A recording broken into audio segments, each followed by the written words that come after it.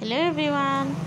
আজি মই আপোনালোকক বনাই দেখাম পনীৰৰ সবজি আৰু এয়া পনীৰৰ সবজি বনাম মটৰ বিলাহী আলুৰ লগত আৰু এতিয়া মই কেৰাহীত তেল দি দিলো দি পেলাই ইয়াতে মই বিলাহী আৰু পিয়াজ আদা নহৰু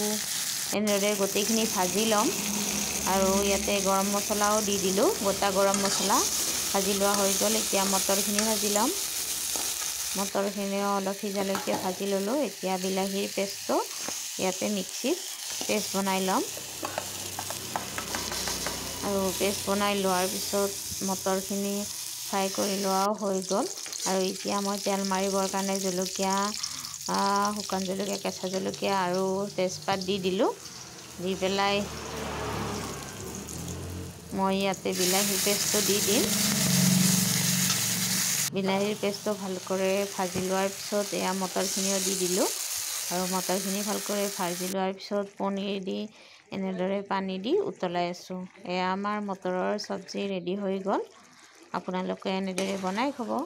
খাই বহুত টেষ্টি হয় এনেদৰে বনাই খালে তেতিয়াহলে আজিলৈকে আহিছো